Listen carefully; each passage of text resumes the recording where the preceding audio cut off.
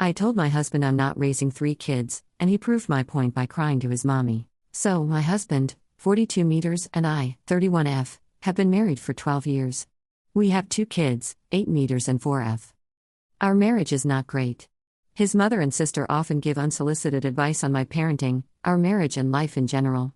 It has been better in the last few months, since I sat down with my husband, multiple times, we talked, and this time he listened, so they backed off. Not completely, but it is better. In the last few weeks, my husband started mentioning having a 3rd child, which makes me feel dread. I love children, always wanted a big family, but it would be too much. I cook, clean, take care of kids, and work part-time from home. He doesn't really help with the house, which I am fine with, nor with kids, which is a problem. I changed all my diapers, woke up at night, I took care of fevers, doctor appointments, school, playdates, everything. Mere thought of now going through another pregnancy, then taking care of a baby makes me want to cry. I know I would have to do it all practically alone, because my husband provides and women have been doing it for centuries. I should pull my weight and not be spoiled. It all culminated last night. After another of his "I take great care of you and kids and we should have a 3rd" monologues, I snapped. I told him that he really doesn't. The kids barely know him. When he comes home from work, he doesn't pay attention to them, except to snap at our daughter when she is too loud. He doesn't know anything about our days because he doesn't ask, and I stopped telling him, because he wasn't listening anyway. He is not a great father nor husband as he likes to preach, and I have no desire to be a single mom of a 3rd child, 2 are quite enough, thank you. He stared at me dumbfounded, called me a C-word, delusional, and ungrateful, then stormed out to his mother house. So, Ida? Update. Hello to everyone. I wanted to update since a lot of people were worried about me and a lot has happened. For those who don't want to read a long post, things turned ugly, but I am safe and I decided to get a divorce since my husband and I couldn't agree on what a marriage should look like. Now for a long update. Morning after I made this post, my Mill and Sil showed up at my house. At this point there was still no word from my husband, let's call him Ray. It was obvious that they expected me to be alone. My kids were with Bill at my sister, M, house, she was with me. So we all sat down to have a conversation. I know I was being annoying, but I kept repeating that I don't see the point of that.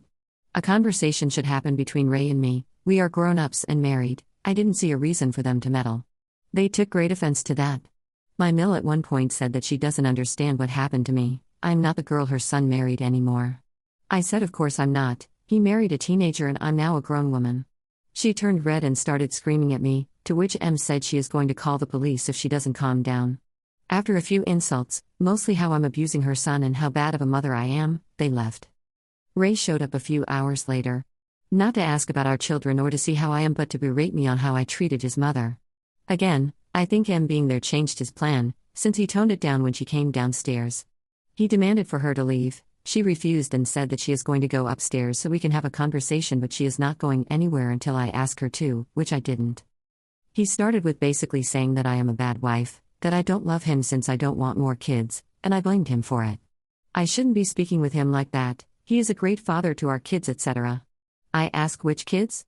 Kids he hasn't seen in 3 days and didn't ask how or where are they?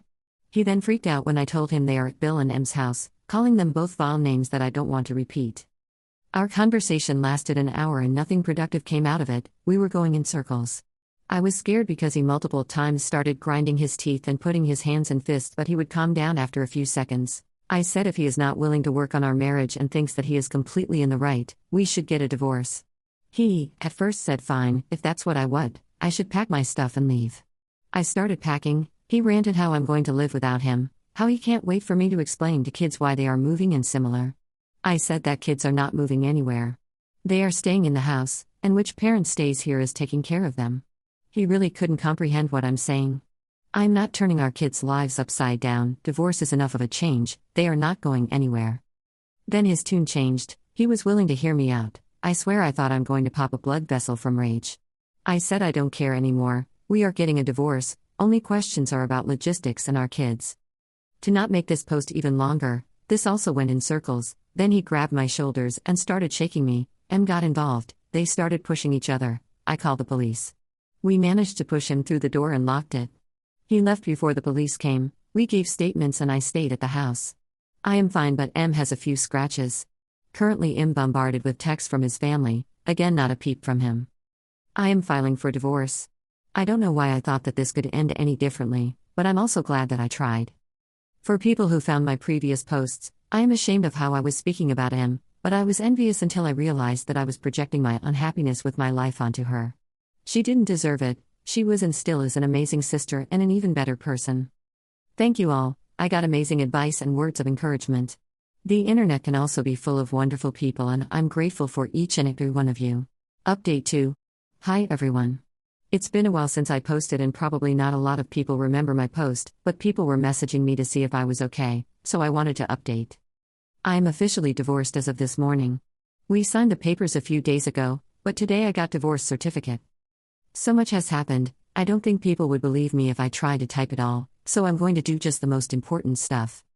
In the weeks after I made my post, my ex Ray decided that he wants to work on our marriage, that he will try to be a better husband and win me back. That mostly consisted of him harassing me, calling me constantly from multiple numbers, sending me flowers, chocolates and candy, I don't even eat sweets, and showing up randomly at places where I regularly go. We live in a small town, around 15,000 people, so it became town gossip. It felt like everyone was talking about me. My ex Mill tried really hard to paint me as some mentally unstable, nasty person who just one day decided to destroy a family. She attacked me at a child's birthday party when I was dropping off my son, Syl's child birthday. Then she tried to say bad things about me to my kids. Luckily Ray put a stop to that.